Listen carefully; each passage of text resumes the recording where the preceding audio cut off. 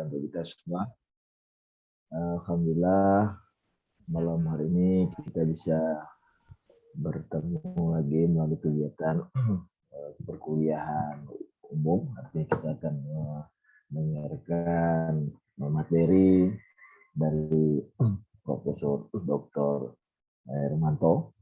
Beliau ini adalah Dekan Fakultas Bahasa dan Seni Universitas Negeri Padang. Dan dia juga sebagai wakil ketua BKS Barat bidang bahasa, sastra dan seni. Bahasa, sastra, seni dan budaya. Selamat juga kepada mahasiswa yang bisa bergabung hari ini, dan saya juga mengucapkan terima kasih kepada Pak Haji Agung Hartoyo bisa bergabung di kegiatan kita malam hari ini. Bapak Ibu yang saya hormati, jadi kuliah umum ini untuk memperkaya wawasan mahasiswa S2 Bahasa Indonesia dan S2 PhD. Dan ini kali kedua, kemarin dari Dekan FKIP di Untirta. Kemudian saya juga minta waktu kesediaan Prof. Hermanto untuk memberi materi di S2 Bahasa Indonesia dan S2 PhD. Saya pikir itu pengantar dari saya. Mudah-mudahan kuliah kita malam hari ini bisa lancar, dan kita juga akan tahu bagaimana sih kondisi Prof. Hermanto ini luar biasa. Beliau karya-karyanya banyak, ya produktif beliau nih. Wah, pandai juga main musik. Kemarin musik apa itu, Prof? Musik tradisional rabab. Luar biasa. Mudah-mudahan tetap kita bisa menyaksikan beliau. Saya pikir itu pengantar dari saya. Sebenarnya saya silakan kepada Prof. Hermanto. Silakan, Prof. Baik, oke. Baik, terima kasih Pak Dekan, Pak Prof. Martono. Assalamualaikum warahmatullahi wabarakatuh. Yang kami hormati Pak Dekan, Bapak Ketua Koordinator Program Studi S2 PhD Pak Haji Agung Hartoyo, para mahasiswa yang kami banggakan. Pertama, kami terima kasih atas penghargaan yang sudah diminta sebagai dosen tamu untuk kuliah umum pada kedua program studi ini.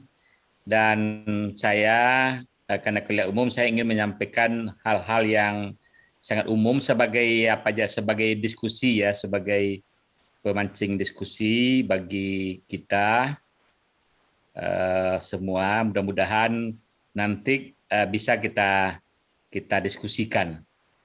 Ini saya ambil yang agak lebih umum. Jadi kita akan bicarakan supaya kedua prodi bisa memahami yang ini tentang hubungan bahasa Indonesia dengan budaya, dan kaitannya yang paling banyak itu sekarang kita adalah dengan terjemahan digital ya, karena S2 membuat artikel jurnal itu pasti nanti menggunakan terjemahan secara digital ya. Itu bagaimana nanti siasatnya. Dan saya yakin juga teman-teman bahasa Inggris sudah saya uji juga, itu banyak juga dia pada umumnya dia juga menggunakan terjemahan digital juga. Baru nanti dieditnya. Jadi kalau zaman sekarang saya tidak percaya orang-orang dari bahasa Inggris manual diterjemahkan, tidak ada tuh ceritanya itu. Karena saya buktikan ada beberapa setelah dilihat kadang-kadang dia lupa gitu kan. Nah, itu kenapa itu bisa terjadi. Jadi itu bisa kita lakukan, tetapi tentu ada siasat ya. Kalau tidak nanti akan kacau terjemahan bahasa Inggrisnya. Baik, Bapak dan Ibu, saya ingin jelaskan, saya ini adalah dosen kalau homepage saya itu di Prodi Sastra Indonesia di Fakultas Bahasa dan Seni Universitas Negeri Padang. S1 dulu, S1 Pendidikan Bahasa Indonesia ya di IKI Padang pada waktu itu tamat tahun 93, masuk ke IKI Padang itu dulu tahun 88, tapi masuknya ke Seni Rupa dulu 1 tahun, 89 pindah ke Pendidikan Bahasa Indonesia, Nah, itu tamat 93 dan kebetulan waktu itu diangkat langsung waktu S1 itu tahun 94, jadi SK 94. 94 saya langsung waktu itu sebagai sebagai wakil kepala humas di Padang sampai 97, sekitar 3 tahun, dan 97 kuliah di UGM mengambil linguistik. Jadi memang bidang saya itu linguistik, tidak lagi pendidikan gitu. S1 S2 itu linguistik UGM sampai 99 waktu reformasi 2 tahun. Saya dapat ceklik waktu itu 97 sampai 99. Kertas saja 2 kali lipat gitu naiknya gitu ya. Fotokopi saya dari Rp45 menjadi Rp100. Nah, kemudian kembali mengajar 2010 tahun 2000 kembali ke UNP, dan 2004 melanjutkan lagi linguistik S3 di UNS 2004 sampai 2008. Dan kebetulan 2009 diusulkan 1 tahun waktu itu mengajar, diusulkan untuk guru besar, dan 2010 keluar SK guru besar 1 Mei 2010. 2010 diangkat sebagai koordinator program studi S1 Sastra Indonesia sampai 2012. Setelah 2012 baru menjadi wakil dekan 1, makanya kenal dengan Pak Marno. 2012 wakil dekan 1 2 periode sampai 2019, dan 2019 diberi amanah lagi sebagai dekan FPS. Baik Bapak dan Ibu, selain itu, selain guru besar linguistik, saya sekarang juga mengelola kanal YouTube Obsesi Seru. Kalau ini saya lakukan teknisinya saya, editingnya saya, kemudian wawancara juga saya gitu. Nah, itu kerja hobi saja sebetulnya. Kemudian kalau di Surat Kabar sekarang memang menjabat ketua dewan redaksi portal berita minang.com. Jadi ini memang kerja di luar, karena sekarang di IKU itu dosen-dosen malah diminta aktif di luar gitu ya. Itu sebagai bukti indikator kinerja utama. Kalau dulu dilarang oleh rektor, kalau sekarang malah kita berpartisipasi di luar. Baik, Bapak dan Ibu, kita tadi memang saya ingin membicarakan secara umum untuk pemantik kita berdiskusi saja, yakni hubungan bahasa Indonesia dengan budaya, termasuk juga dengan terjemahan digital nanti, karena ada kaitannya dengan budaya tadi. Bapak dan Ibu, pertama saya ingin menyampaikan memang bahasa itu sangat berkaitan erat dengan etnis itu budaya ya. Jadi saya ingin sampaikan, kalau kita menyebut etnis itu pasti ada bahasanya. Ketika kita menyebut Minangkabau, pasti itu ada bahasa Minangkabau. Ketika kita menyebut Melayu, pasti ada bahasa Melayu. Apa saja kita pasti begitu. Dalam konteks itulah sesungguhnya kita memahami bahwa bahasa itu sebagai identitas. Jadi sebagai identitas itu di situ kita sebetulnya bahwa bahasa itu adalah identitas bangsa, artinya etnis tadi ya, dalam konteks etnis tadi. Kemudian kalau dia sudah sebagai identitas, pasti dia sebagai komunikasi, itu sudah pasti. Yang paling inti sebetulnya adalah identitas budaya ini. Kalau suatu bahasa dari etnis tadi hilang, itu alamat etnisnya juga akan hilang nanti. Itu sangat banyak sekarang di daerah timur, karena bahasanya hilang, ya etnisnya sudah hilang begitu. Jadi kalaupun ada yang mengaku etnis itu, berarti itu sudah kehilangan identitas budayanya sebetulnya. Itu nama saja yang ada lagi. Jadi makanya secara umum bahasa daerah tadi dipelihara dan mesti dipelihara. Bahkan kemarin itu akan ada undang-undangnya ya gitu, undang-undang tentang pemeliharaan bahasa daerah. Jadi dalam konteks seperti ini bahwa bahasa yang dimaksudkan adalah pasti ini menyatu. Dan nanti saya ingin menyampaikan juga bagaimana dengan bahasa Indonesia. Nah, ini bahasa Indonesia kalau dari segi linguistik itu bukan menggambarkan budayanya. Kalau kita ingin mencari etnis Indonesia itu mana, budaya Indonesia itu mana, tidak ada sesungguhnya. Yang ada itu hanya etnis Melayu, bahasanya bahasa Melayu. Kalau Indonesia mana? Tidak ada. Kalau kita ingin mengatakan Ada itu budaya Indonesia? Tidak ada. Dulu memang di masa Orde Baru disebutkan bahwa puncak-puncak dari budaya daerah, katakanlah itu budaya Indonesia, padahal kalau kita cari Indonesia tidak ada, karena kita ini beragam ya, beragam etnis. Jadi dalam konteks itu sesungguhnya bahasa Indonesia itu hanya sebagai alat komunikasi, bukan sebagai identitas bangsa dalam artian etnis. Karena etnis Indonesia tidak ada, budaya Indonesia sesungguhnya tidak ada, karena terdiri dari berbagai etnis. Karena kita bin nuka tinggal ika. Jadi ini sangat penting kita pahami bahwa ini sesungguhnya bahasa itu sebagai identitas bangsa. Maka kalau kita suatu etnis sudah hanya menggunakan bahasa Indonesia sebagai bahasa pertamanya, itu artinya etnis pendukung budaya itu pasti berkurang. Kalau habis tidak lagi menggunakan bahasa daerah, itu pasti etnis itu nanti akan hilang. Itu sudah banyak terjadi di daerah Indonesia Timur. Bapak dan Ibu, yang kedua saya ingin sampaikan lagi adalah jika bahasa kedua itu bukan, misalnya orang Minangkabau menguasai bahasa Indonesia.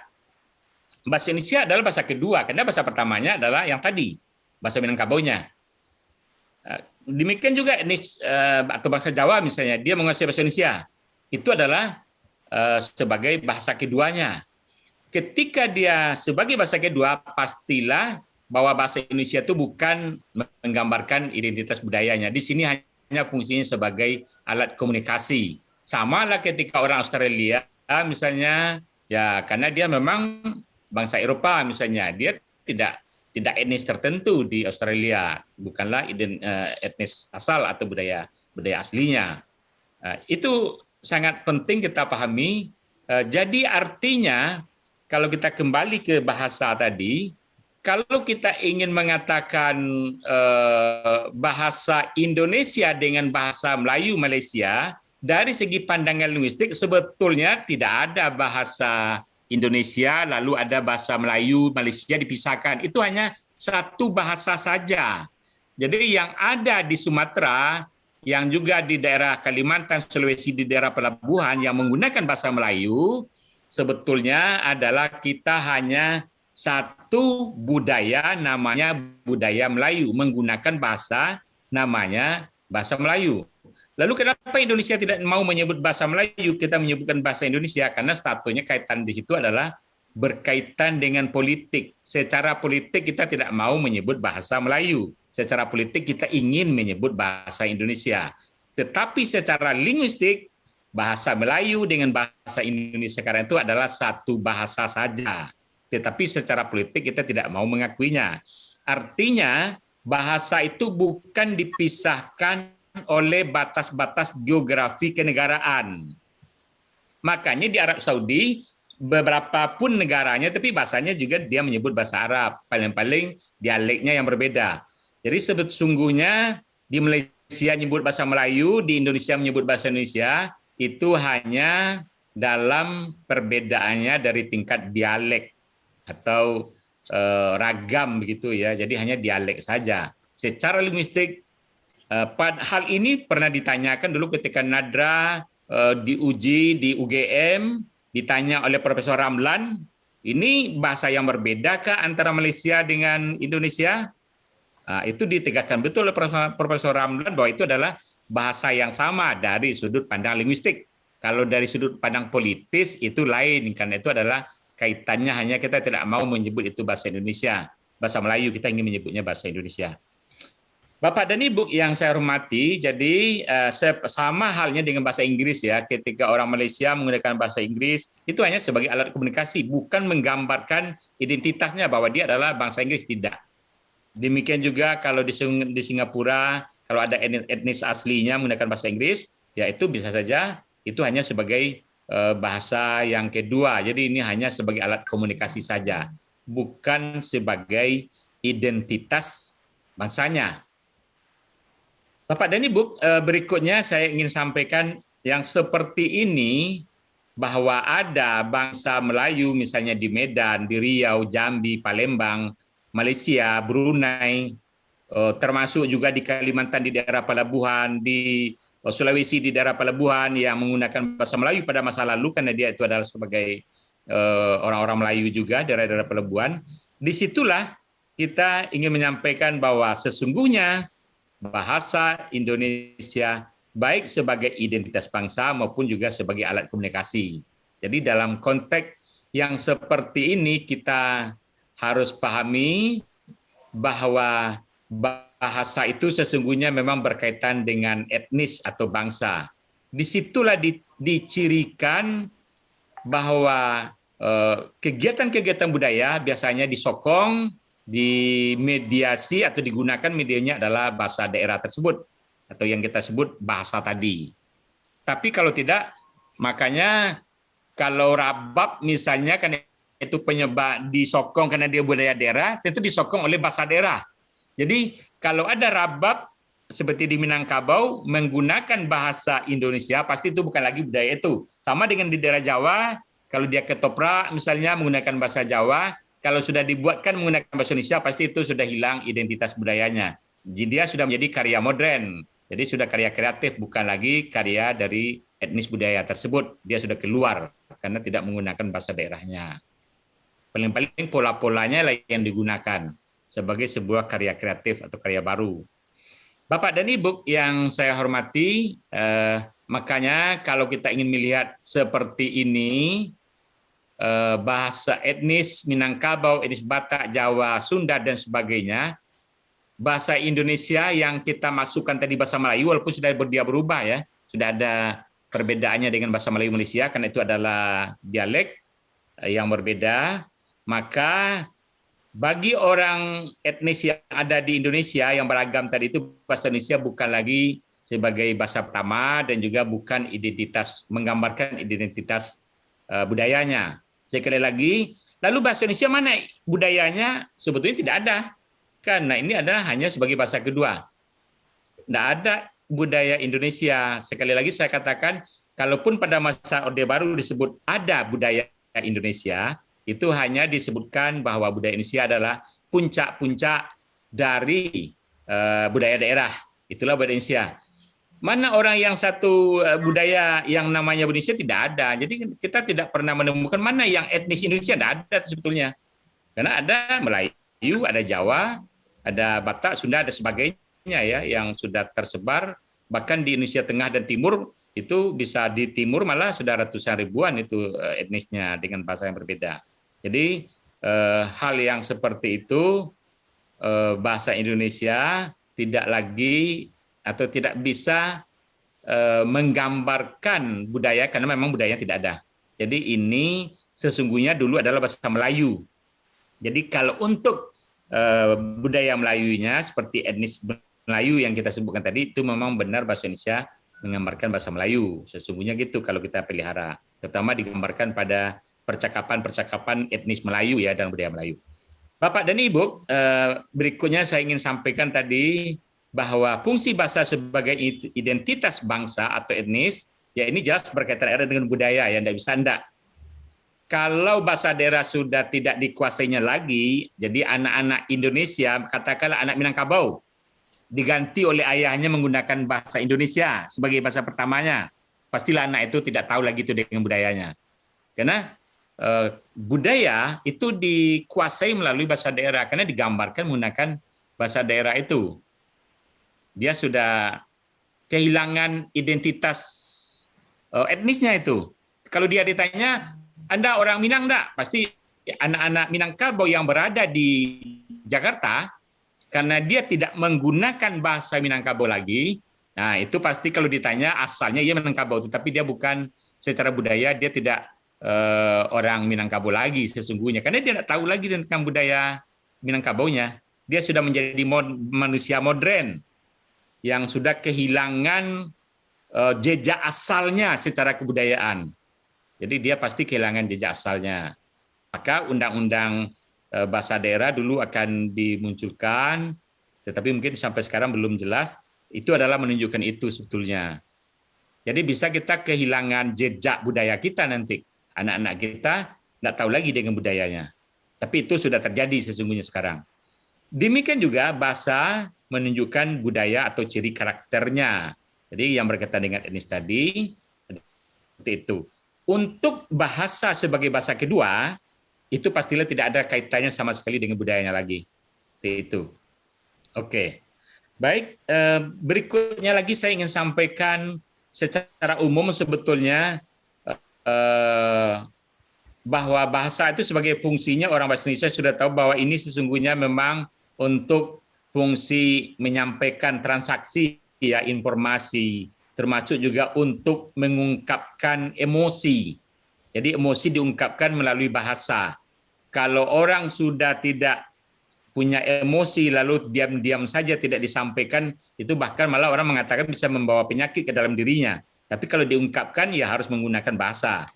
Bahkan bahasa daerah kadang-kadang itu memberikan ruang untuk itu. Bahasa apa saja memberikan ruang untuk itu.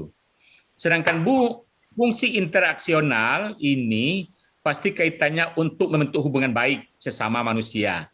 Itu digunakan dengan seperti sapaan. Sebetulnya kalau ada orang bertanya bagaimana sehat di Padang, padahal itu hanya untuk membentuk hubungan interaksional.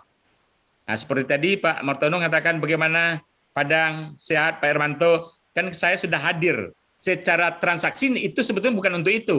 Pak Martono sudah tahu bahwa saya tadi sehat dan hadir di depan kamera misalnya. Tetapi itu perlu adalah untuk membentuk hubungan baik di dalam suatu komunikasi itu sendiri. Jadi bentuk sapaan apa saja, selamat pagi, ada sehat, itu sesungguhnya hanyalah untuk membentuk hubungan interaksional supaya menjadi lebih baik.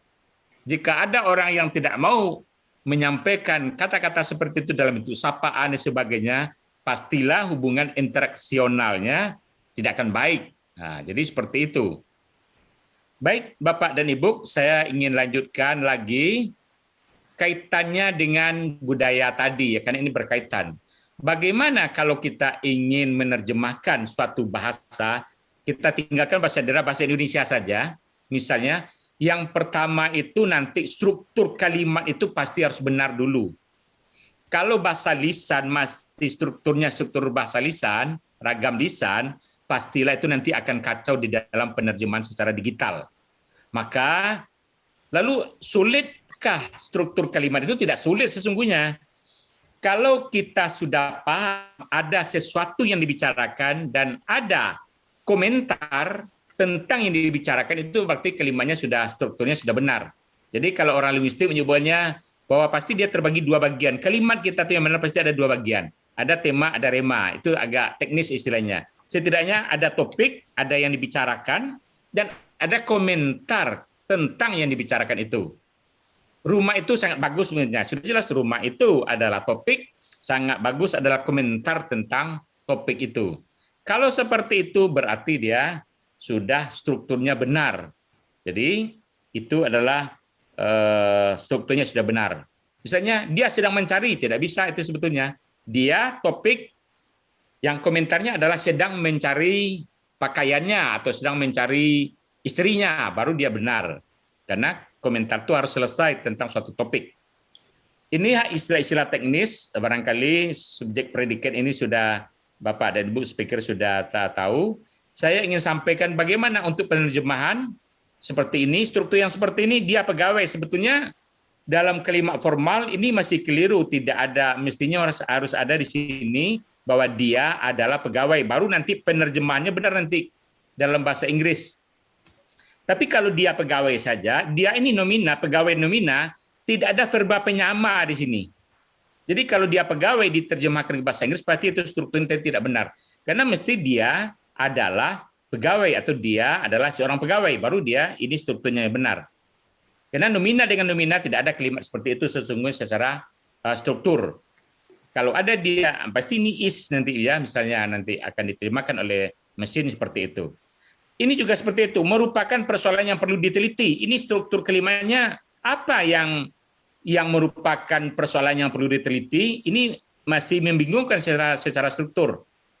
Tapi kalau kita ganti hal itu, jadi ada subjek yang hilang di sini. Kalau ini dalam bahasa lisan ya boleh saja.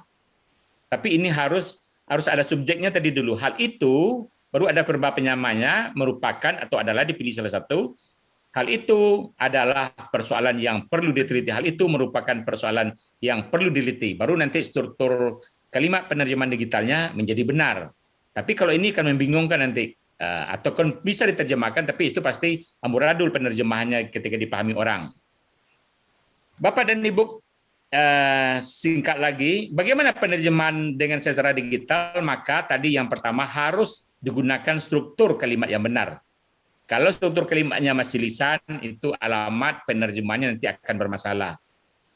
Yang kedua, gunakan pilihan kata yang logis. Yang logis itu nanti kaitannya dengan yang tiga ini. Harus dihindari penggunaan kata budaya, metafora, perumpamaan sejenisnya. Jadi, misalnya kalau Bapak ingin menyebutkan dalam bahasa Indonesia bahwa penelitian ini adalah bagian dari penelitian payung misalnya. Itu kan biasa saja kalau sekarang kita gunakan penelitian payung.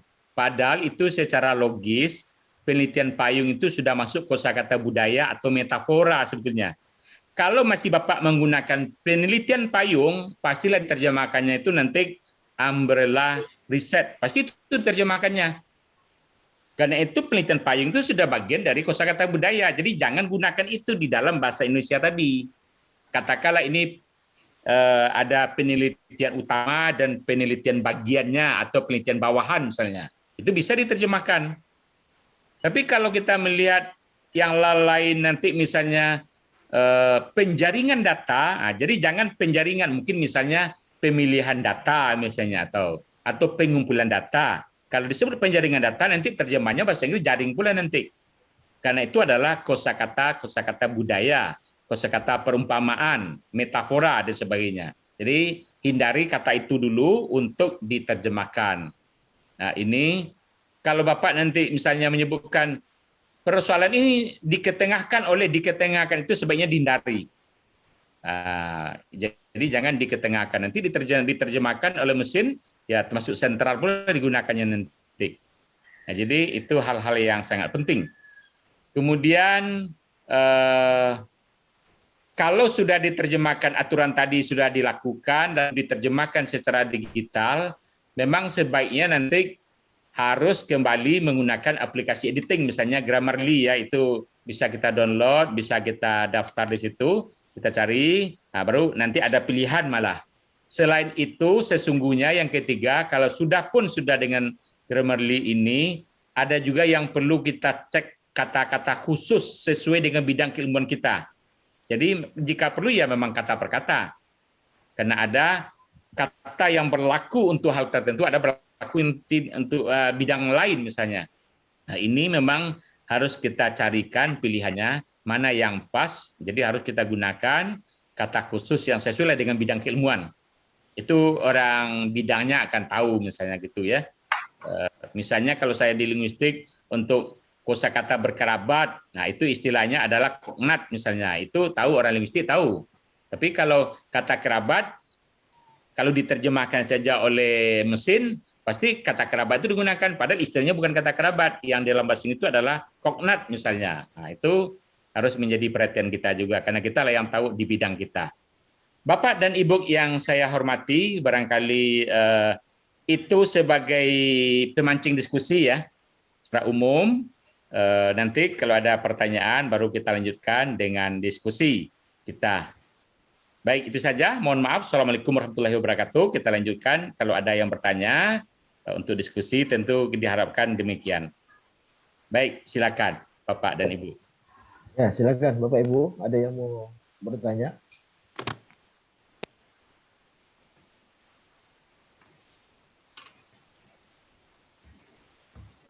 Ya, Bapak Ibu. Silakan, Bapak.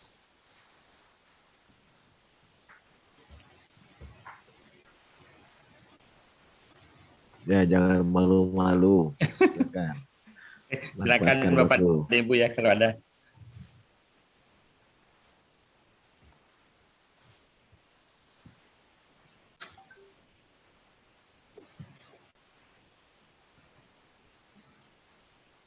Pak Gung juga boleh untuk membuka, mungkin untuk membuka wacana. Baik, Pak. Baik, terima kasih Prof. Kesempatan yang diberikan. Ya, Jadi, Pak Gung. Ya. menarik apa yang sampaikan Prof tadi, apalagi nanti kalau dikaitkan dengan menerjemahkan dari wacana bahasa Indonesia ke dalam bahasa Inggris untuk keperluan jurnal-jurnal yang sifatnya internasional. Tapi saya belum akan bertanya sampai di sana, Prof. Tadi disampaikan bahwa bahasa itu merupakan identitas dari suatu suku bangsa, Prof. Ya, ya. Nah, kemudian ketika anak-anak sekarang ini yang lahir pada zaman-zaman pada akhir-akhir pada tahun-tahun 2000-an ini kan sebagian besar juga anak-anak kota terutama itu sudah tidak lagi menggunakan bahasa daerahnya. Tapi mereka lebih suka menggunakan bahasa Indonesianya. Apalagi macam kami ini kalau di daerah Pontianak ini menjadi apa nih? Menjadi pendatang. Jadi karena asalnya dari Jawa kemudian ke sini kan ke Pontianak berarti kan menggunakannya juga bahasa Indonesia. Anak-anak pun juga menggunakan bahasa Indonesia. Tadi dikatakan bahwa bahasa Indonesia itu sebagai bahasa yang kedua, sehingga tidak bisa menjadi budaya. Tapi kan kalau bahasa pertamanya tadi kan bisa menjadi identitas budaya. Nah itu nanti kalau sekarang ini menjadi bahasa yang kedua, tapi bagi anak-anak yang baru ini kan menjadi bahasa yang pertama juga, Bro. Ya. Apa yang menjadikan apa unsur-unsur pembentuknya sehingga bahasa Indonesia itu telah menjadi identitas budaya juga. Karena sekarang anak-anak sekarang ini kan seperti anak-anak ini kan ada generasi Y, ada generasi Z, ada generasi Alpha. Ini kan budayanya sudah berbeda, Prof. Jadi mohon penjelasannya barangkali dapat di sini. Begitu, Prof. Terima kasih. Ya, oke, Pak Agung, terima kasih. Jadi inilah persoalan sekarang, Bapak. Pertama dulu harus diakui sebetulnya. Ya, jangankan Bapak yang dari Jawa misalnya, saya saja yang dari kampung, anak saya karena dia sudah lahir di Padang, kemudian bahasa Minangnya dikuasai, tetapi kan yang perangkat bahasa budayanya tadi kadang-kadang dia tidak paham gitu ya. Misalnya kalau orang Minang sebetulnya kata bako, dia tahu tuh bako itu tidak hanya kosakata saja, bahwa dia harus bako itu adalah keluarga dari orang tua, jadi keluarga dari orang tuanya. Dan itu secara budaya harus dekat dan harus dia memahami keluarga dari kakek dan neneknya dari orang tuanya. Karena di orang Minang kan yang laki-laki harus ke rumah perempuan ya, ke rumah istrinya. Berarti yang kakek nenek itu kan sudah jauh dari anak-anaknya. Itu harus dipelihara. Jadi kata bako, kalau ada novel, misalnya novel bako di dalam bahasa Indonesia, itu menunjukkan itu sebetulnya. Kalau kosakata bako saja sudah hilang dalam otaknya, dalam wawasan pikirnya, pastilah tidak akan terjamin, tidak akan dia tahu itu dengan sopan santun dengan bakonya gitu ya, hubungan secara kebudayaan dengan keluarga bakonya atau kakek nenek dari ayahnya, pasti sudah hilang. Padahal secara kebudayaan itu sangat dekat, harus kuat. Karena nanti hal-hal penting dalam budaya, misalnya kalau di Minangkabau, waktu meninggal, waktu lahir, waktu perhelatan pernikahan, waktu meninggal misalnya. Kalau tidak hadir bako itu biasanya tidak jadi itu.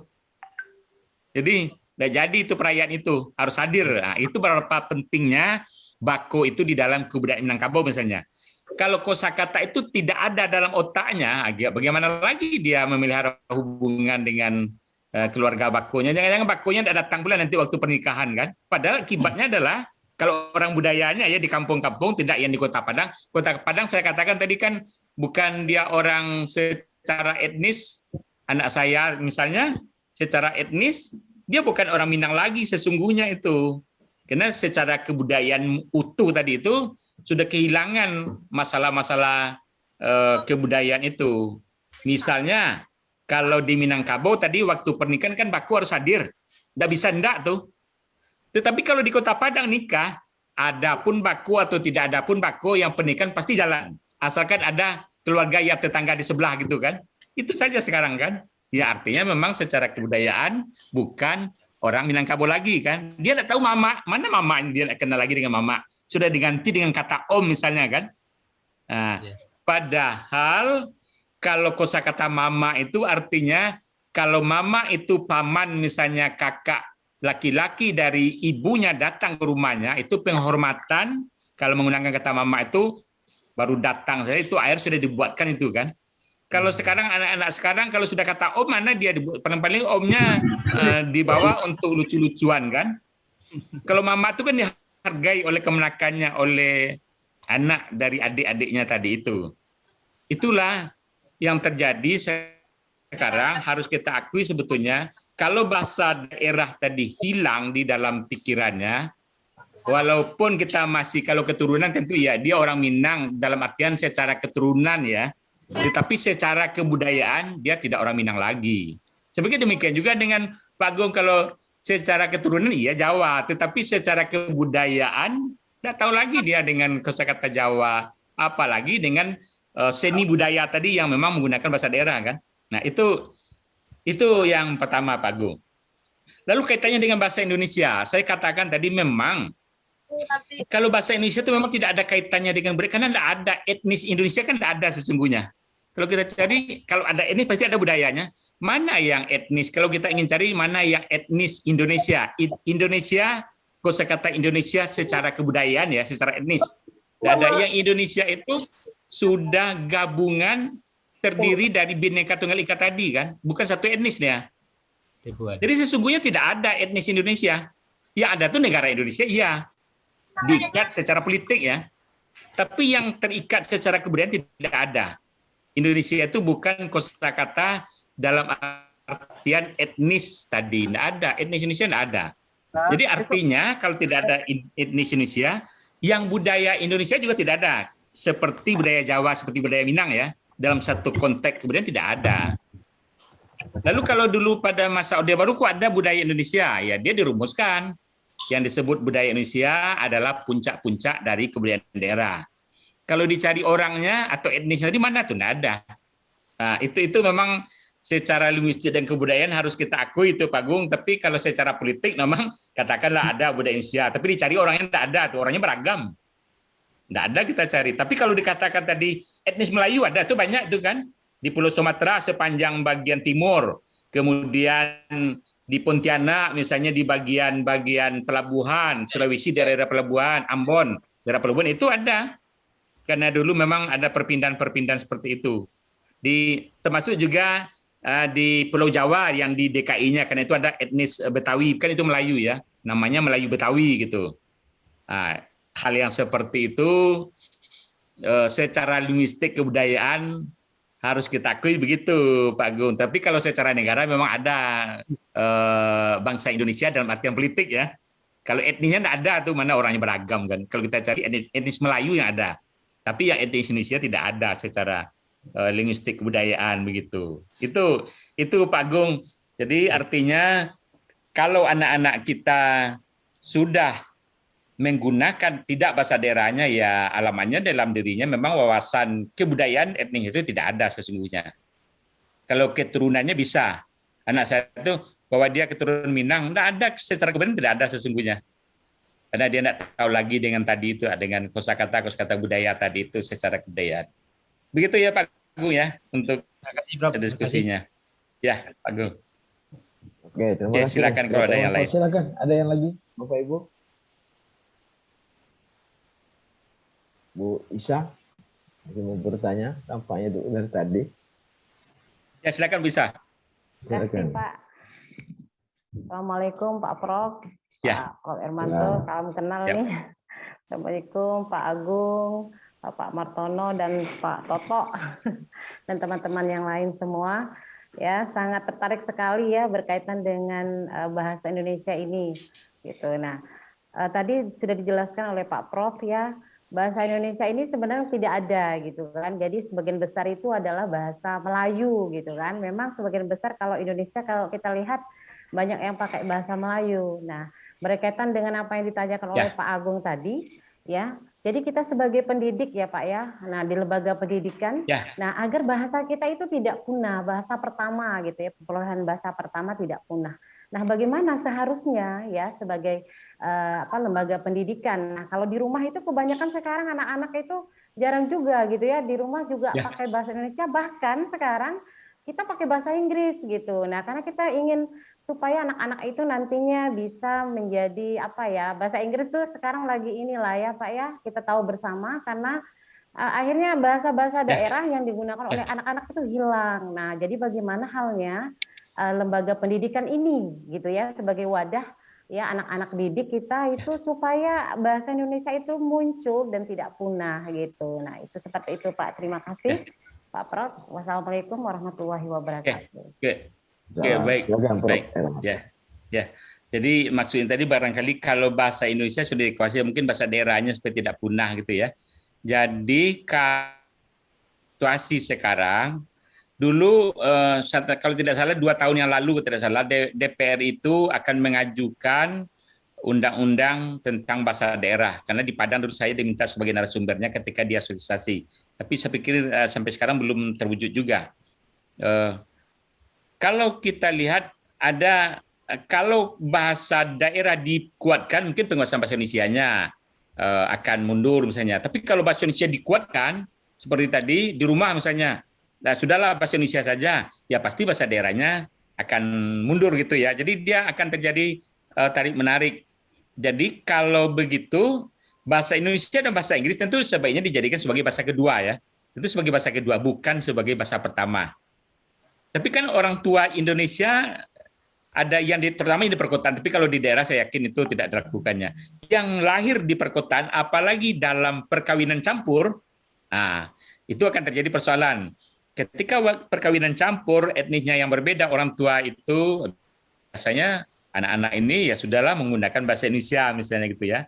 Apalagi dulu 10 tahun sebelumnya juga pernah pula ada semacam kalau menggunakan bahasa Indonesia anaknya dianggap lebih modern begitu ya. Ya sudah diajarkan saja bahasa Indonesia, tidak bahasa daerah di rumah awal itu. Karena dianggap dulu pernah ada mengatakan itu kan keluarga modern. Apalagi orang kota hanya pakai bahasa Indonesia, padahal itu secara kebudayaan anak-anak tadi itu kehilangan warisan budaya itu. Kalau ditanya dia, apakah Anda orang Jawa?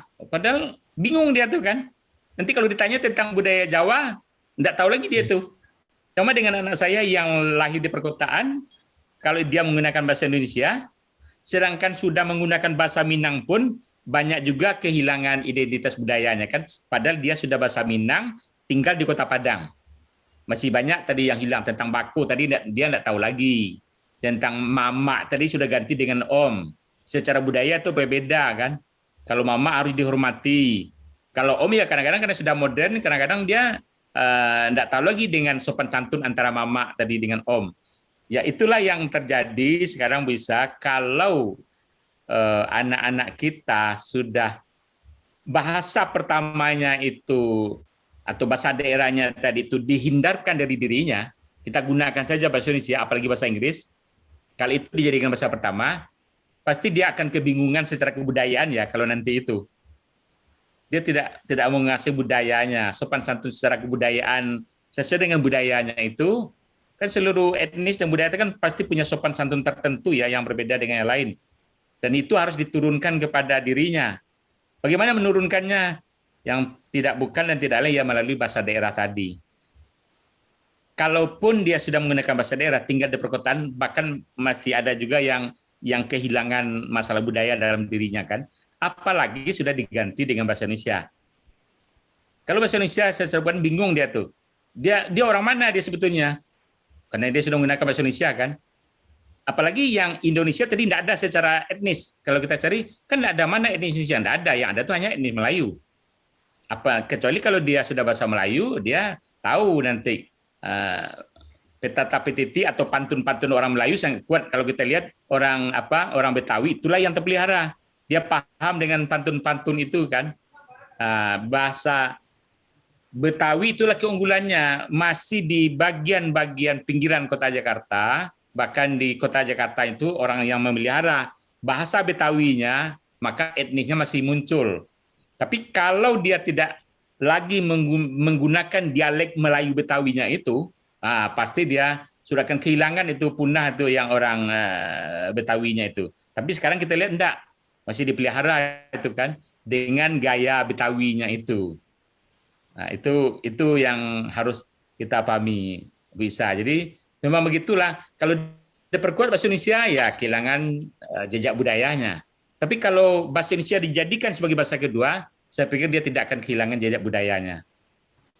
Nah, itu yang memang kita hati-hati. Pemerintah sudah memikirkan itu dulu. DPR akan mengajukan undang-undang tentang bahasa daerah, tetapi saya pikir belum muncul juga sampai sekarang. Padahal itu kemarin sudah disosialisasikan ke berbagai kota di Indonesia. Begitu ya Bu Isa ya. Itu jadi demikian Pak Martono. Ya, terima kasih Prof. Hermanto. Ya, berikutnya Bapak Ibu, ada yang bertanya? Saya mungkin Prof. Ya, silakan Bu Susita. Ya, mohon maaf nih layar Ya, saya gelap karena lampunya padam. Ya. Assalamualaikum warahmatullahi wabarakatuh. Waalaikumsalam warahmatullahi wabarakatuh. Saya hormati Prof. Tono, Bapak Agung, dan Prof. sebagai penyaji. Pertanyaan saya kebetulan guru SD, Prof. Ya. Jadi tadi ada kaitannya dengan pertanyaan Bu Isa itu, bahwa di lembaga pendidikan, terutama di kelas-kelas awal itu, Ya. berbagai etnis, khususnya daerah saya itu kan ada etnis Cina, Melayu, Ya. Jawa, dan sebagainya. Nah, jadi untuk di kelas awal itu, kalau kita kaitkan dengan materi pembelajaran, nampaknya menuntut kita untuk menggunakan bahasa Indonesia, supaya penyampaian guru itu bisa diserap untuk seluruh siswa yang ada. Namun tadi melihat penjelasan dari Prof, tentu sepertinya lebih mendahulukan bahasa-bahasa etnis siswa tersebut. Nah, itu sepertinya ada dilema lah buat kami di sekolah awal, di kelas awal di sekolah pendidikan dasar SD. Nah, mungkin ada saran atau apa trik-trik yang perlu untuk kami lakukan dari Prof sebagai penyaji. Ini itu pertanyaan saya, Prof. Terima kasih. Assalamualaikum warahmatullahi wabarakatuh. Oke, Bu Sisita. Kalau di lembaga pendidikan, ya asalkan jangan di rumahnya begitu ya, asalkan di rumahnya. Kan dia walaupun dia di sekolah itu dari pukul 7 sampai pukul 8 menggunakan pengantar di dalam pembelajarannya menggunakan bahasa Indonesia, tidak ada masalah. Tapi asalkan di rumahnya, nanti kalau ketika dia kembali ke rumah, orang tuanya juga hanya menggunakan bahasa Indonesia, itulah yang persoalan. Jadi pemerolehannya pasti di dalam kelas tadi yang beragam ini tidak ada masalah. Itu kan namanya pembelajaran bahasa Indonesia, tidak ada masalah.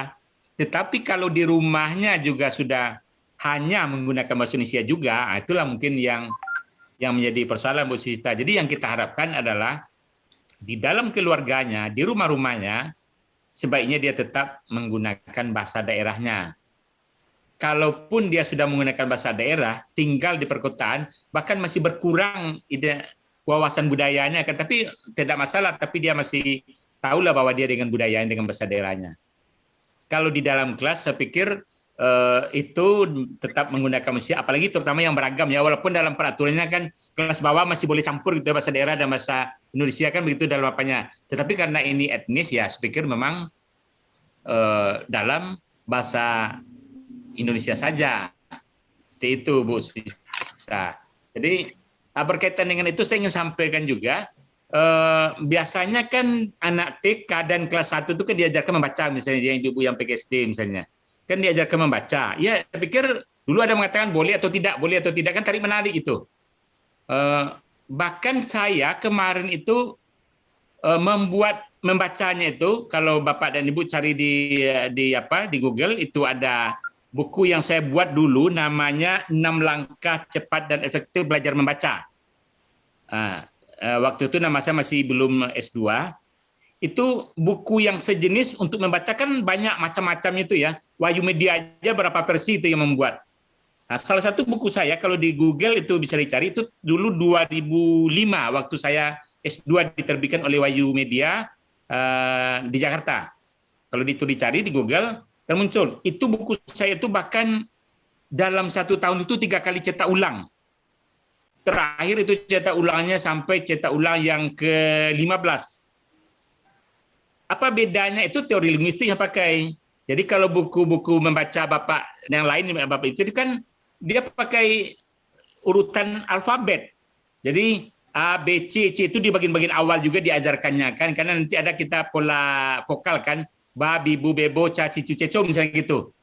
Kalau saya, buku saya tidak, Bu. Buku saya itu adalah di bagian bab 1 itu, kalau dia sudah mengenal huruf, vokal, dan konsonan, pasti di situ adalah bagian bab yang kedua yang harus dia belajar membacanya adalah hanya 6 huruf dengan vokal, yaitu adalah P, B, T, D, dan MN.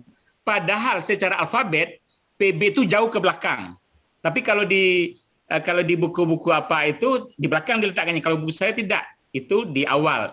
Kenapa begitu? Itu adalah kaitannya dengan peta konsonan namanya, mana yang mudah dikuasai. Yang paling mudah dikuasai awal itu adalah bilabial. PB itu kan bilabial maksudnya. Kenapa pada umumnya sama ketika dia memanggil ayah dan ibunya, kata orang Arab misalnya Abi, itu kan B. Umi M. Gitu. Kalau orang Minang maksudnya ba, pasti itu awalnya dulu tuh. Kalau enggak ma, nanti lebih lengkap baru mak disebutnya. Gitu. Kenapa di Inggris misalnya mom?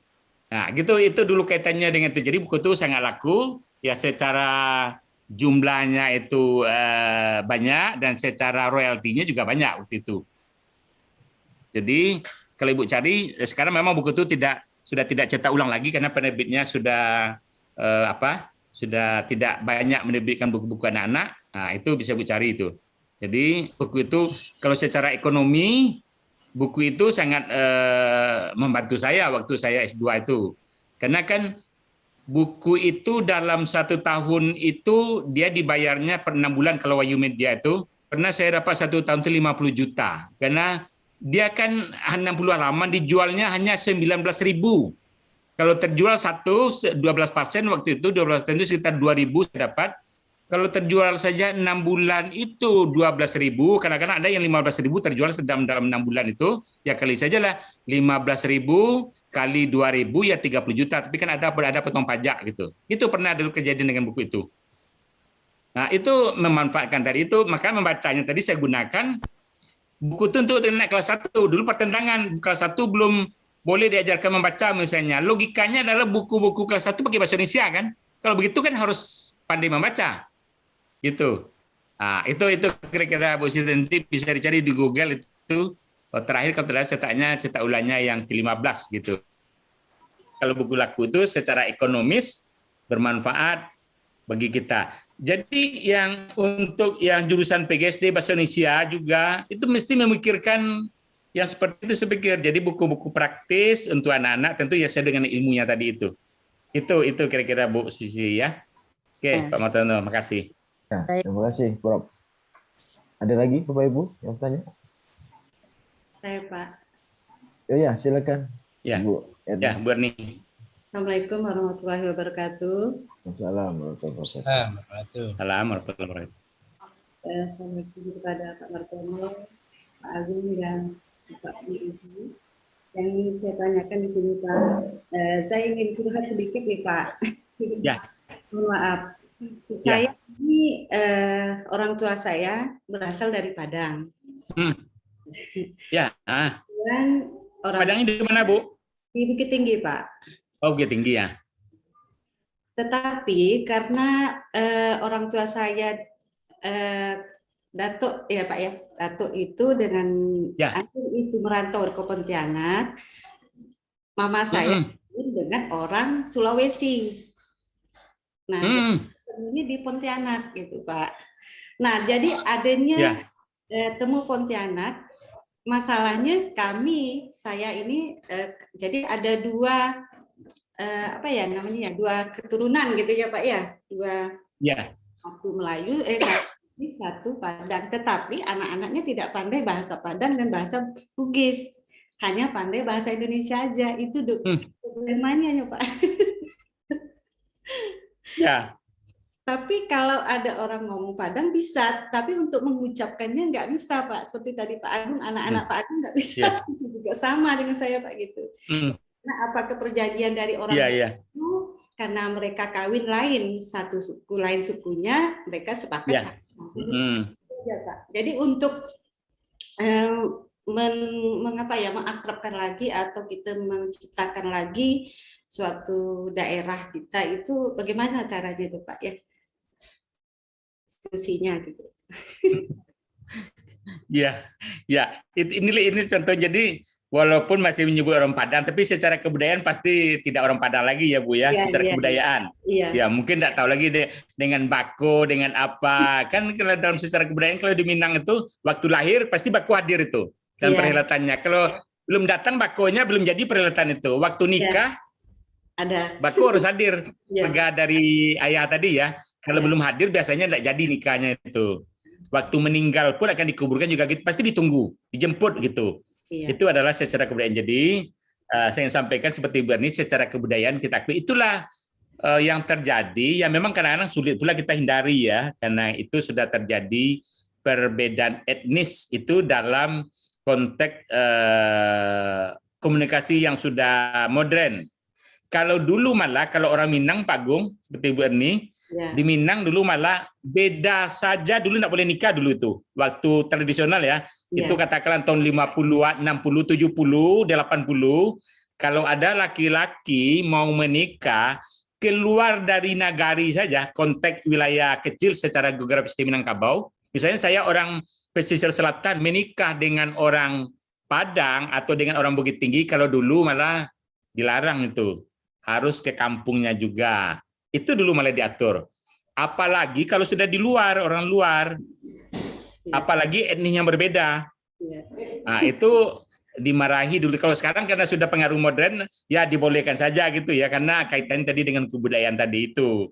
Itulah. Jadi memang tidak bisa kita hindarkan.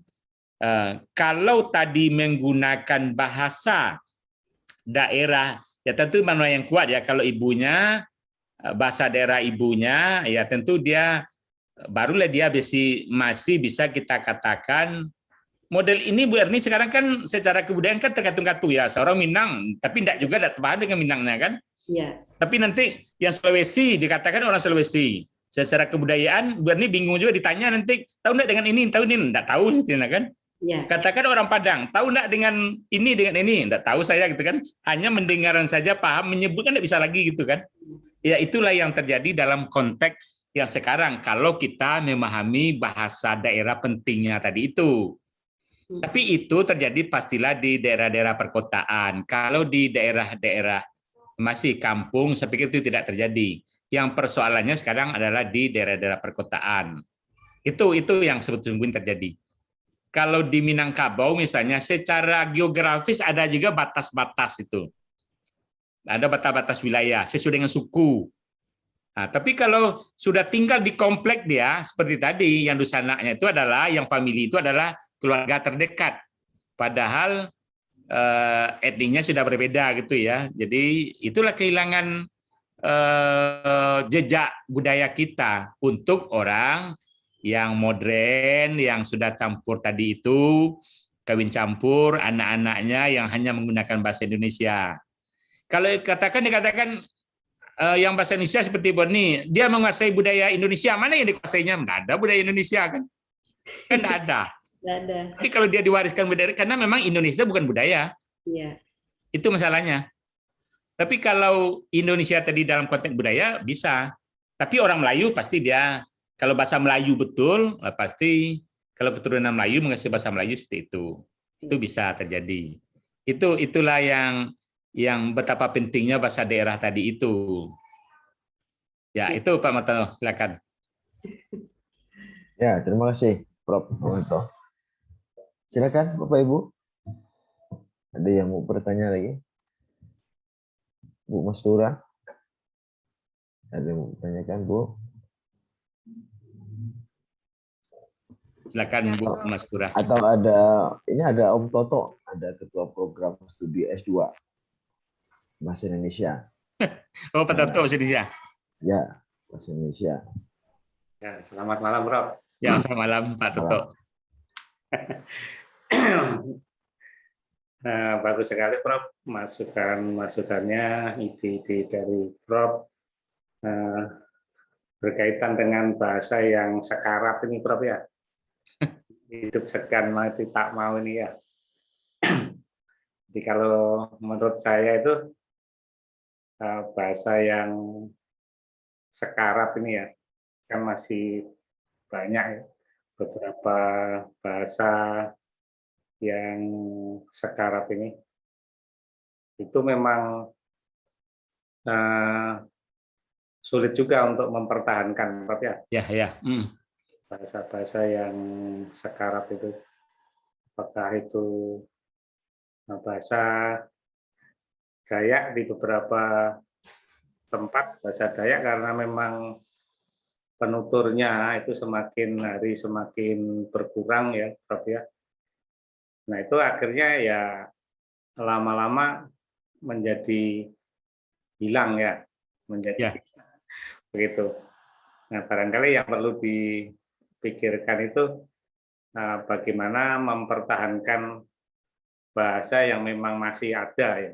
Itu barangkali yang harus diperhatikan bersama sehingga bahasa daerah ini memang masih tetap ada itu keberadaannya, tetapi juga bahasa Indonesia ya itu juga berkembang dengan baik. Nah, barangkali yang perlu disampaikan itu upaya-upaya apa dalam mempertahankan bahasa ini, mempertahankan bahasa itu, ataupun kalau saya meminjam istilah dari Prof. Yus Rusiana itu bagaimana mengawetkan bahasa ini. Barangkali itu yang harus mungkin dari Prof sehingga teman-teman mahasiswa ini bisa berkontribusi dalam mempertahankan ataupun pengawetan dalam tanda petik pengawetan bahasa ini. Terima kasih, Prof. Oke, baik Pak Toto. Ya, terima kasih Pak Martono. Pertama tadi itu memang itulah yang persoalan ya, bagaimana untuk bahasa-bahasa yang jumlah penuturnya sudah makin berkurang. Nah, ini yang persoalan. Kalaupun kita lakukan penelitian dokumentasi itu hanya tinggal untuk menyatakan dalam sejarah memang iya, tetapi nanti etnis itu kalau hilang bahasanya itu etnisnya pun hanya terdapat di dalam sejarah. Etnisnya udah habis tuh nanti hilang bahasanya ya habis etnisnya. Yeah. Kalaupun kita catat dalam penelitian pasti itu hanya dalam bentuk sejarah bahwa ada etnis ini dulu di Indonesia atau di daerah ini pernah ada etnis ini. Tapi secara kebudayaan habis. Nah, itu memang yang menjadi tentu yang kita yang di S2 ini itu menjadi pemikiran juga kita bersama. Tapi yang jelas catatannya kalau bahasa penuturnya sudah hilang, ya etnis dari bahasa itu hilang di dalam wilayah itu.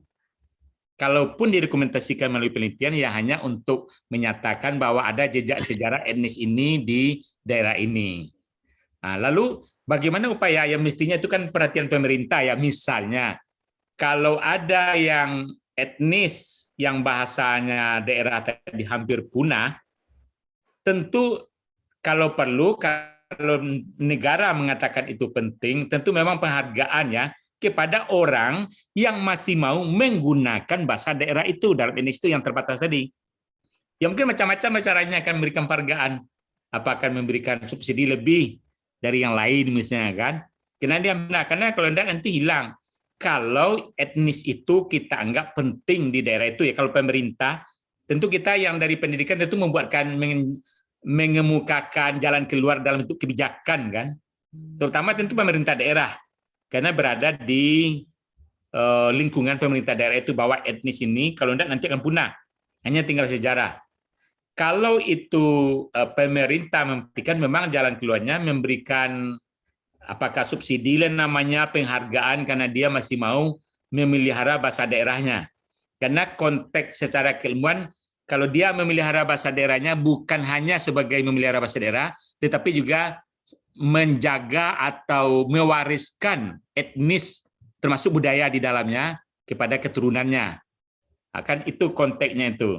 Ya bisa jadi kalau subsidi tadi untuk daerah-daerah yang etnisnya hampir punah tadi, bahkan ada terutama yang persoalan itu mungkin biasanya di Indonesia Tengah, Indonesia Timur ya.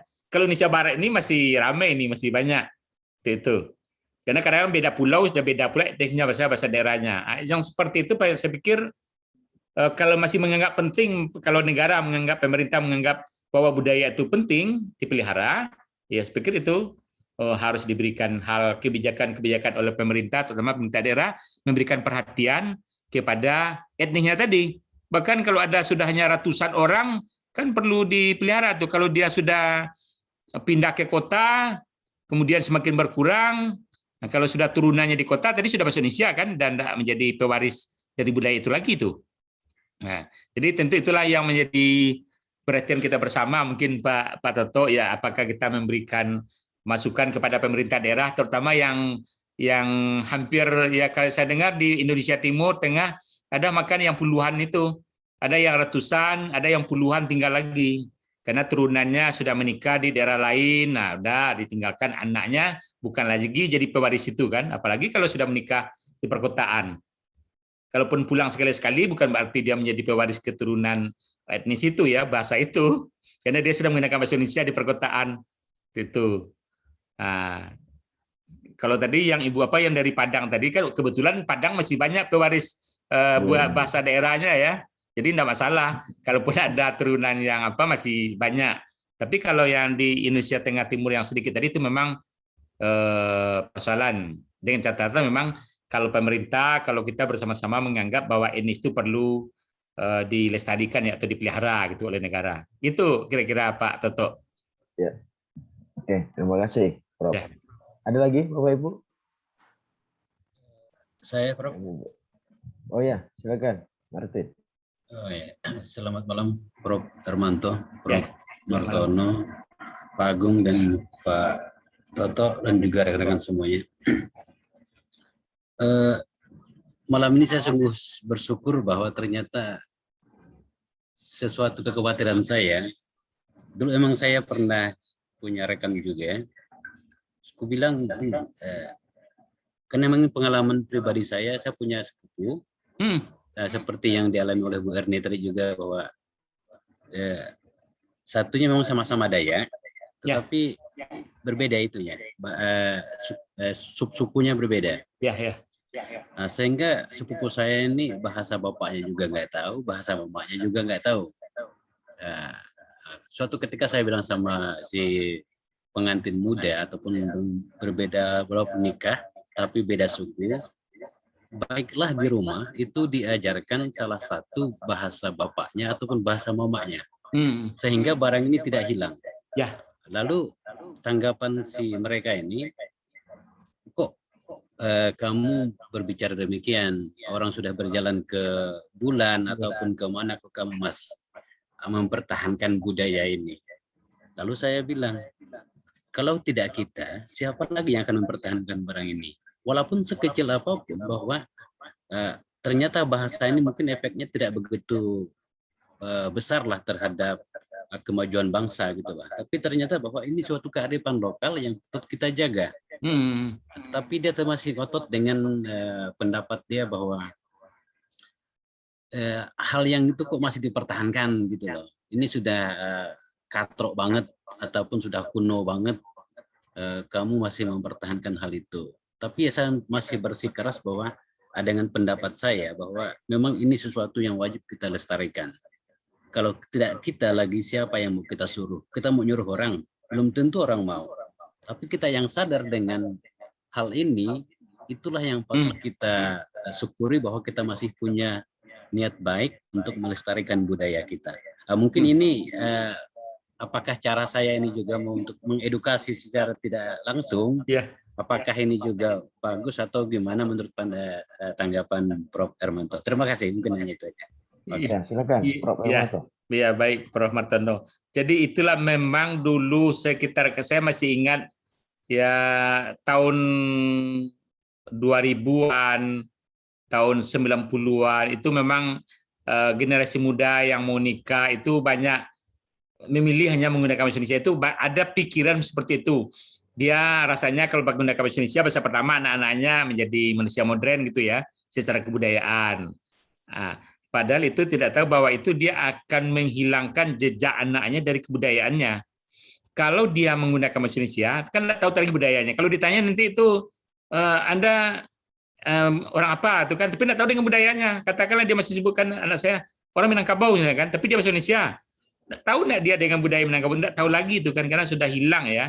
wawasan pikiran budaya nggak ada dalam otaknya. Jadi itu menunjukkan dulu kalau begitu nanti mau nikah pun anak-anak yang sudah bahasa Indonesia tadi bingung nanti itu mau dinikahkan dengan budaya apa gitu kan. Ini pakainya pakaian budaya apa nanti itu dia bingung dengan papelnya ya budaya modern saja dipakainya. Ya artinya secara kebudayaan anak-anak turunan kita tadi itu sudah dihilangkan dari budayanya. Karena menggunakan bahasa Indonesia tadi kalau ada pula yang etnis Indonesia tidak ada masalah, ini tidak ada. Seperti yang saya sampaikan tadi. Kalau kita berpikir ada enggak etnis Indonesia? Tidak ada. Indonesia sebenarnya tidak ada etnisnya. Yang ada itu bangsa Indonesia dalam artian secara politis tadi ya. Beragam-ragam etnis tadi itulah yang orang Indonesia. Tetapi secara kebudayaan tidak ada. Nah, jadi seperti disampaikan Pak Martin tadi itu memang itu terjadi atau rasanya ada semacam begitu dulu tahun 90-an, 2000, 2010-an. Kalau dia menikah, mudah anak-anaknya nanti pakai bahasa Indonesia saja. Padahal tidak tahu itu adalah akan menghilangkan dia dari jejak budayanya. Ya kalau menggunakan Indonesia ya budayanya semacam budaya modern lah gitu ya. Tapi secara ini kan nggak tahu tuh dia di mana. Kita nikah nanti diminta nikah dengan budaya apa nanti bingung pula nanti itu kan mana saya orang mana ini sebenarnya gitu kan. Itulah kira-kira pentingnya dia nggak tahu lagi dia orang mana dia itu. Bahwa dia orang Indonesia, ya menggunakan bahasa Indonesia. Tapi ketika budaya enggak, bingung dia tuh. Kalau nanti pakai apa ya terserah, pasti gitu dia lagi kan. Terserah saja lah, mau Jawa, mau Minang, mau apa, pakai apa aja boleh. Pasti gitu dia, karena dia enggak paham lagi dengan kebudayaannya. Nah, itu bahkan mungkin dengan pakaian ala Eropa gitu ya, pengantin dengan ala Eropa ya karena dia sudah bingung dia mau mana, mau pakaian mana, adat mana yang dipakainya. Walaupun orang tuanya orang Minang, walaupun orang tuanya, ya itulah yang terjadi pada di Indonesia yang beragam etnis itu secara pandangan linguistik kebudayaan. Itulah yang terjadi. Ya itu terserah kepada kita. Tapi model tadi itu kalau yang bahasa daerah hampir habis itu memang itu perlu perhatian pemerintah gitu mungkin dengan cara tadi itu seperti yang disampaikan ditanyakan oleh Pak Toto tadi. Kalau enggak, ya hanya tercatat di dalam sejarah. Karena setiap etnis pasti punya apa kan punya apa namanya seperti yang disampaikan tadi ada norma-norma tertentu yang dipeliharanya nilai-nilai lokal tadi itu pasti ada di dalam setiap etnis yang berbeda dengan etnis lain itu adalah kekayaan kalau enggak nanti bisa punah itu jadi cara berpikir Martin tadi itu ya memang harus begitu mestinya. Cuma seperti kita katakan tadi, itu yang terjadi dulu. Nggak tahu juga, jangan-jangan sekarang masih seperti itu, anak-anak muda yang sudah mau menikah, nanti berpikir anaknya menggunakan bahasa Indonesia di rumah, misalnya gitu ya. Kalau seperti itu, ya itulah yang terjadi secara kebudayaan. Bingung dia nanti itu secara kebudayaan. Mau anak mana dia disebut. Nikah nanti dia bingung itu sendiri.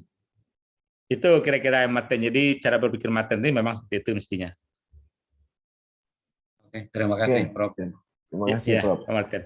Ya, tadi Bang Sueb tadi mau bertanya tampaknya. Bang Sueb. Atau ada Bapak Ibu lagi ingin tanyakan?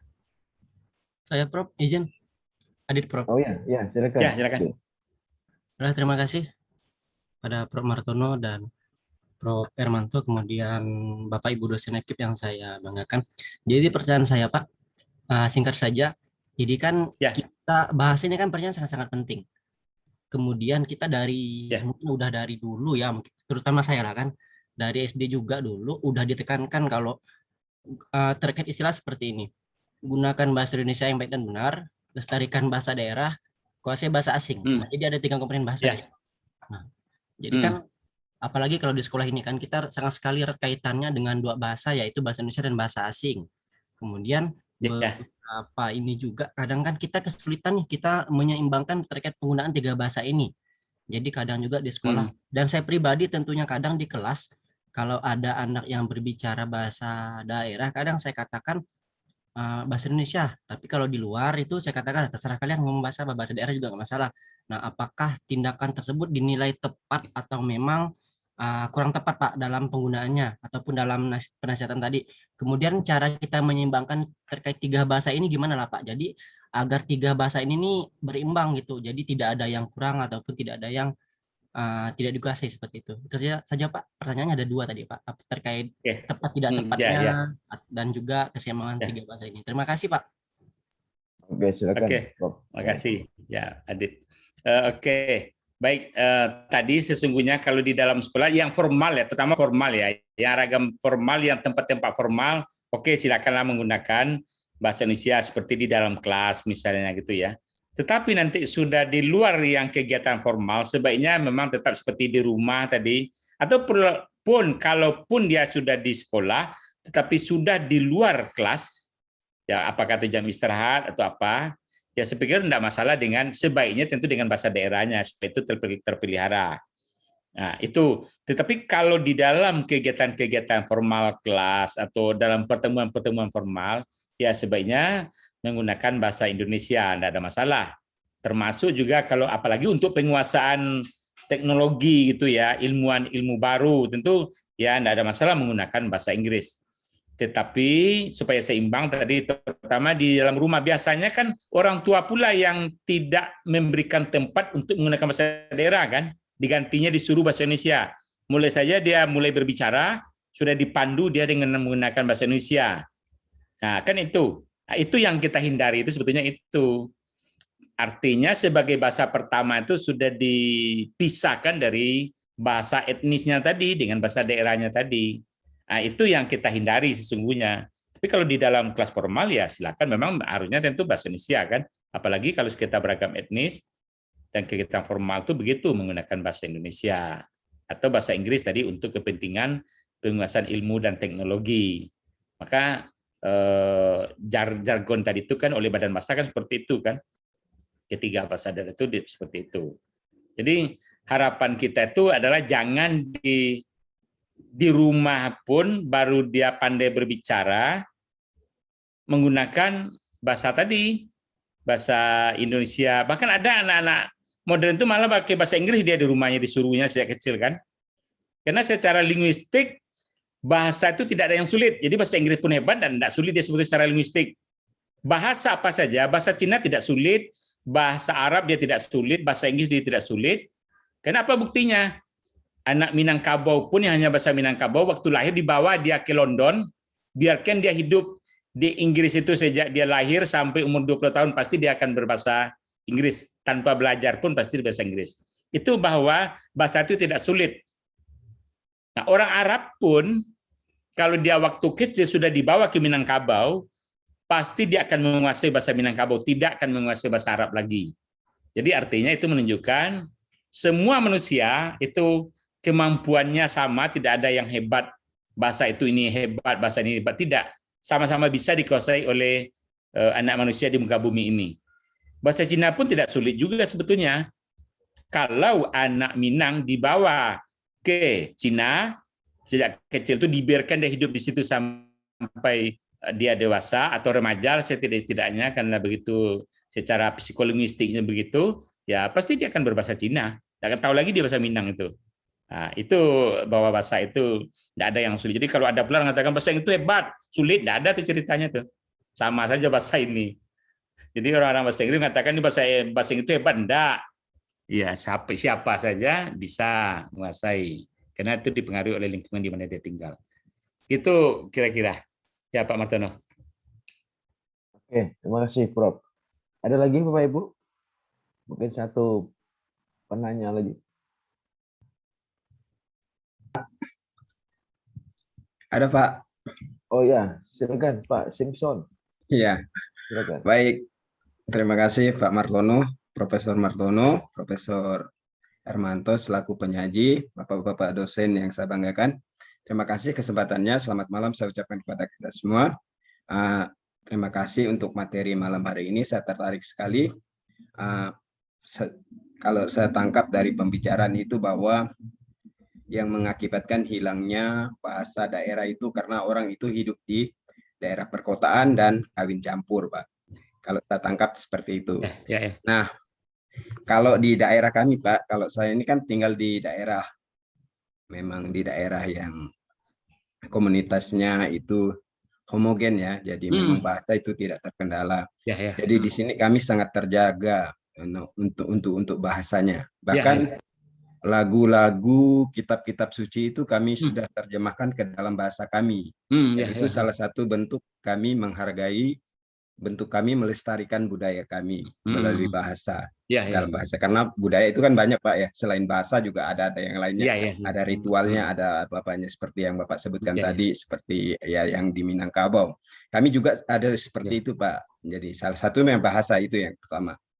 Yang saya ingin tanyakan Pak, ini gimana kalau orang yang kawin campur, tapi dia tetap menguasai bahasa daerahnya?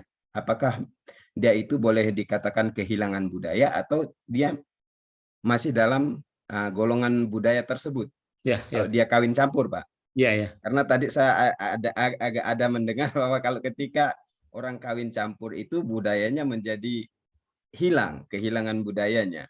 Tapi kalau orang itu tetap menguasai bahasa daerah, apakah itu bahasa bisa dua-duanya, bahasa dari ibu atau bahasa dari ayah? Apakah dia itu bisa dikatakan kehilangan budaya atau dia masih tetap dalam golongan budaya tersebut? Terima kasih Pak. Oke. Baik Pak Simpson, terima kasih. Pertama tadi memang itu kita apresiasi ya. Terutama memang kalau yang homogen biasanya tidak masalah ya. Yang homogen kalau di daerah dimanapun etnis, kalau di daerah-daerah, di bagian daerah itu biasanya terpelihara. Jarang yang bahasa pertamanya bahasa Indonesia gitu kan. Bahkan di anak-anak di kelilingnya nanti diketawakan nanti kalau bahasa Indonesia misalkan. Terutama pada umumnya jarang yang menggunakan, pasti bahasa daerahnya yang menjadi bahasa pertama. Nah itu. Memang itulah yang di daerah-daerah yang homogen, tidak bervariasi ya jumlahnya, itu memang sangat kita apresiasi, itu pasti tidak akan kehilangan budayanya. Kemudian tadi kalau yang kawin campur tadi itu dia sudah menguasai bahasa daerahnya. Itu nanti begini, kualitas kebudayaannya itu pasti berbeda ya dengan orang yang di kampung tadi itu. Walaupun dia sudah menguasai, kualitasnya akan turun itu. Tidak seperti orang yang hidup di kampung yang homogen tadi itu.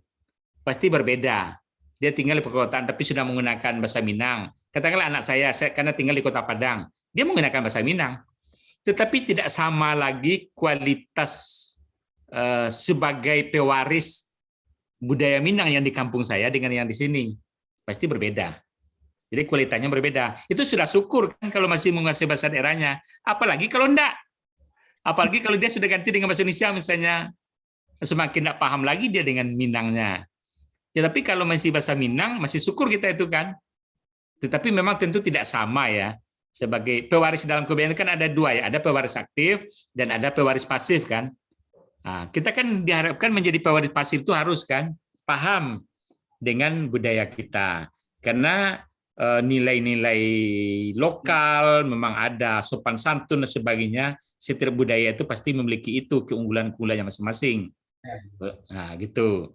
Lalu tadi memang kalau bagi orang linguistik kan kalau kita lihat kalau dalam ahli orang kebudayaan kan mengatakan budaya itu kan diwujudkan dalam 8 bagian ya. Kalau lihat yang apalah. Nah, yang paling akhir itu biasanya adalah ada bahasa tadi. Paling akhir. Bahkan seperti kalau kita melihat untuk pemersatu bahasa Indonesia, kalau bahasa Indonesia tidak ada lagi, mungkin sudah terpecah-pecah kita ini. Itu paling akhir itu. Sama dengan daerah itu. Kalau yang lain masih ada, tapi bahasanya sudah hilang, punah tadi itu, hanya orangnya tinggal 8 orang misalnya kan, meninggal pula yang 8 itu kan, habis itu budaya itu, etnis itu. Karena pemelihara bahasa itu tidak ada. Nah, gitu. Jadi paling akhir sebetulnya paling inti itu adalah bahasa itu. Walaupun unsur kebudayaan disebutnya 8 gitu ya. Kan bahasa salah satu. Ada pakaian tradisional misalnya, alat-alat tradisional, termasuk juga yang lain-lain, seni misalnya gitu ya. Tapi bahasa itu adalah paling utamanya. Karena seni tadi disampaikan juga dengan bahasa biasanya. Kadang-kadang ada yang menggunakan alat bahasa. Tapi kalau bahasanya betul sudah habis ya, itu paling pertarungan terakhir itu bahasa itu. Kalau ada seni sudah mulai hilang, paling akhir itu kalau bahasa itu hilang udah habis. Itu. Nah, karena intinya di situ intinya suatu budaya itu. Makanya di awal tadi saya katakan bahasa daerah itu sangat dekat sekali dengan budaya itu. Kalau kita menyebut budaya, pasti ada bahasa daerahnya. Tidak ada yang enggak tuh. Nah, enggak ada. Begitu. Tapi kalau bahasa Indonesia tadi kan saya katakan dia sebetulnya sudah hanya sebagai alat komunikasi saja ya. Ya dalam bahasa nanti ada kreol dari orang bahasa, dan Pak Toto juga tahu bahwa ada bahasa baru ya yang dibuat tidak kaitannya dengan bahasa daerah. Sebetulnya dulu adalah bahasa Indonesia bahasa Melayu sebetulnya. Cuma karena kita ini kan ingin pisahkan secara politik. Tapi kalau bahasa Melayu tidak ada masalah, itu menggambarkan etnis Melayu. Lalu bagaimana dengan orang Minangkabau? Itu hanya sebagai alat komunikasi, bahasa Indonesia hanya bahasa kedua, bukan sebagai bahasa pertama tadi itu. Fungsinya hanya semata-mata sebagai alat komunikasi, bukan sebagai identitas budaya. Oke, begitu Pak Simpson.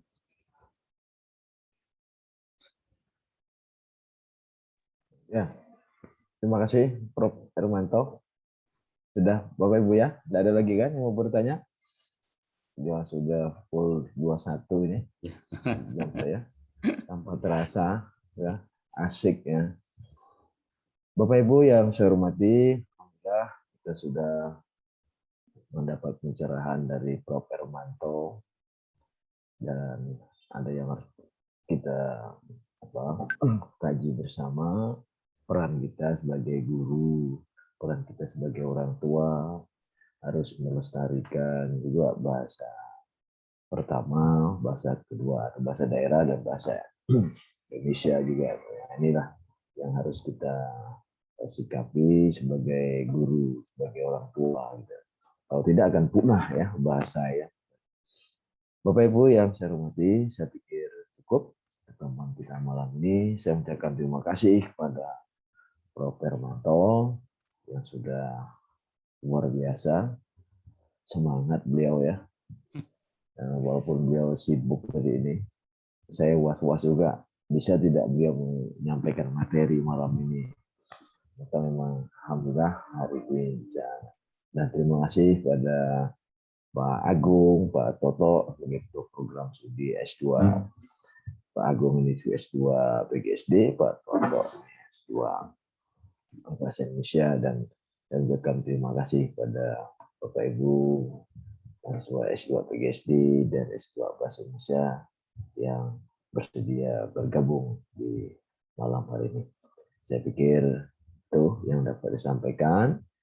Dengan ucapan alhamdulillahirabbil alamin. Ya, perkuliahan kita saya nyatakan ditutup. Terima kasih. Wabillahi taufiq hidayah. Assalamualaikum warahmatullahi wabarakatuh. Selamat malam dan salam sejahtera untuk kita semua. Waalaikumsalam. Baik, terima kasih ya Pak Dekan, Pak Agung, Pak warahmatullahi wabarakatuh. Selamat malam Pak. Oke. Terima kasih Prof semuanya. Oke. Malam, sehat selalu Prof. Amin. Assalamualaikum. Waalaikumsalam. Semoga tetap sehat. Berkati. Amin. Amin, amin. Oke, mohon izin ya Pak Martono, Bapak dan Ibu. Ya. Terima kasih. Ya Pak. Prof. Hermanto. Yep. Sehat, Om Toto. Sehat.